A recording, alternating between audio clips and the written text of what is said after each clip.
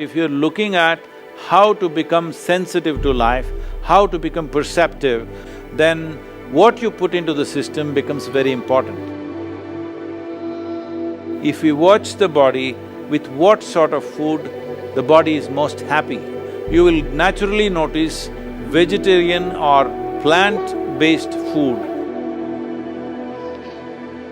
I do only one meal most of the days. It'll keep me going the entire 24 hours.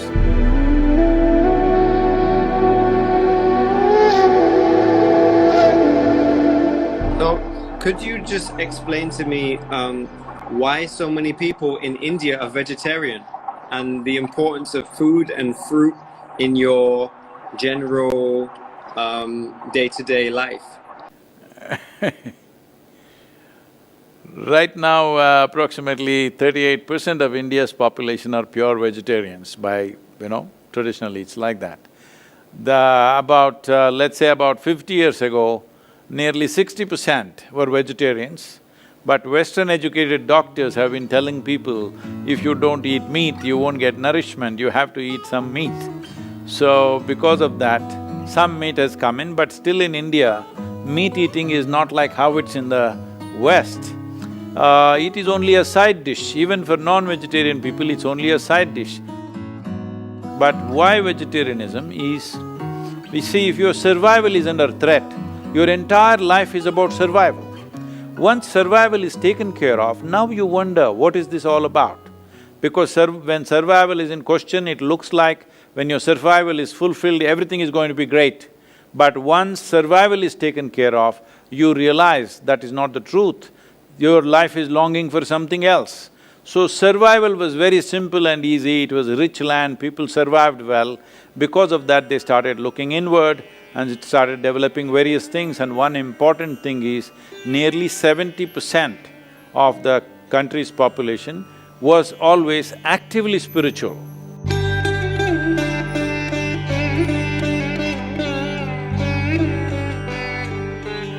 Turning inward was an important part of life. Because of this, when they turned inward, they realized that what they eat matters.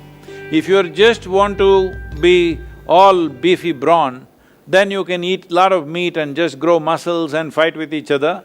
But if you're looking at how to become sensitive to life, how to become perceptive, how to be able to perceive things beyond what is considered normal perception, then what you put into the system becomes very important. So what is it that passes through the system with least amount of resistance, with least amount of struggle in the body? So to put this into perspective, let me put it this way. See, if you eat raw meat, for example, in the human system, compared to carnivorous animals, in all the carnivorous animals, the length of the alimentary canal is only 3 times the length of its body approximately. In all the herbivores, the length of the alimentary canal is 5 to 6 times the length of the body. So in a human being, it could be anywhere between 24 to 28 or 30 feet, which is nearly 5 to 6 times the length of our body. In this kind of alimentary canal, if you put meat, it will travel through this very, very slowly. Approximately, raw meat would take 70 to 72 hours to pass through the system. If you put cooked meat, it will take 50 to 52 hours to pass through the system. If you put cooked vegetable meals, it will take anywhere between 24 to 30 hours to pass through the system.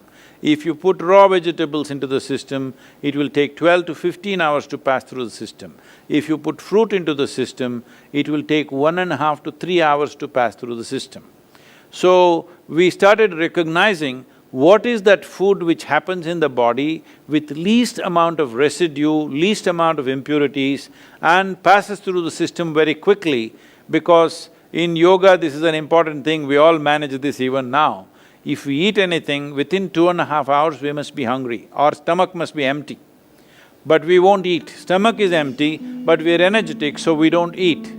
So generally, here in the yoga center, everybody does only 2 meals. 10 in the morning, 7 in the evening, that's it. I do only 1 meal most of the days. If I'm traveling, I may do something else a little bit, but otherwise generally if I am home, I do only 1 meal. So is that in the morning or the evening? I'm just curious. Generally for me, it is 4:35 in the evening. It'll keep me going the entire 24 hours. It's not like a rule, it is just that is the need. So suppose there is a lot of physical activity on a certain day, then you may eat a small breakfast or you may eat a fruit or something like that. Food is not to be made into a philosophy or a kind of a religious process. Food is the requirement of the body. If we watch the body, with what sort of food the body is most happy, body is most at ease, you will naturally notice vegetarian or plant-based food, body is most comfortable and is at ease. It is flexible, it is at ease, it has less to process on a daily basis. So, naturally, those who observed the nature of their own bodies naturally became vegetarian. When survival was a question, hunting and eating whatever you kill was a natural process. But once society settled down, they could grow what they want as they observed themselves more and more, and life became not about survival, but about enhancing one's life to higher levels of perception and experience.